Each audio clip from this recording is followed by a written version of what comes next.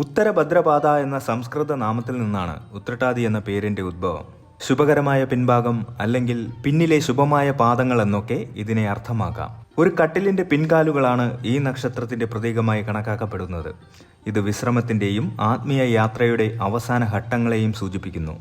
അഹിർബുദ്ധ്യനാണ് ഈ നക്ഷത്രത്തിന്റെ അധിപനായ ദേവൻ. ജ്ഞാനം, അച്ചടക്കം, ക്ഷമ, ആത്മീയത, പരോപകാരം എന്നിവയുടെ സംഗമമാണ് ഉത്രട്ടാതി നക്ഷത്രത്തിൽ ജനിച്ച വ്യക്തികൾ. ഉത്രട്ടാതി നക്ഷത്ര ജാതർ പൊതുവെ ശാന്ത സ്വഭാവക്കാരും വിവേകശാലികളുമായിരിക്കും. ഇവർക്ക് ആകർഷകമായ വ്യക്തിത്വവും മധുരമായ സംസാര ശൈലിയും ഉണ്ടാകും. സങ്കീർണമായ വിഷയങ്ങൾ പോലും സൗമ്യമായി അവതരിപ്പിച്ച് മറ്റുള്ളവരെ കൊണ്ട് അംഗീകരിപ്പിക്കാൻ ഇവർക്ക് പ്രത്യേക കഴിവുണ്ട്. ഏത് സാഹചര്യത്തെയും സമചിത്തതയോടെ നേരിടാനും പ്രതിസന്ധികളെ ആത്മസംയമനത്തോടെ തരണം ചെയ്യാനും ഇവർക്ക് സാധിക്കും.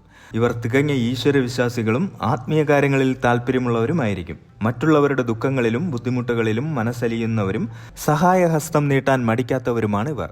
ദയ, സത്യസന്ധത, ധാർമ്മികമായ ജീവിതത്തോടുള്ള ആഭിമുഖ്യം എന്നിവ ഇവരുടെ വ്യക്തിത്വത്തിന്റെ അടിസ്ഥാന ശിലകളാണ്.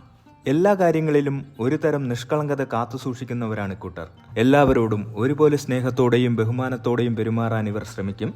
ജാതി, മത, വർണ്ണ വിവേചനങ്ങൾക്ക് അതീതമായി മനുഷ്യരെ തുല്യരായി കാണാനുള്ള കഴിവ് ഇവരുടെ വലിയൊരു ഗുണമാണ്. എന്നാൽ പുറമേക്ക് ശാന്തരായി കാണപ്പെടാമെങ്കിലും ഇവരുടെ മനസ്സിനുള്ളിലെ ചിന്തകൾ വായിച്ചെടുക്കാൻ പ്രയാസമാണ്.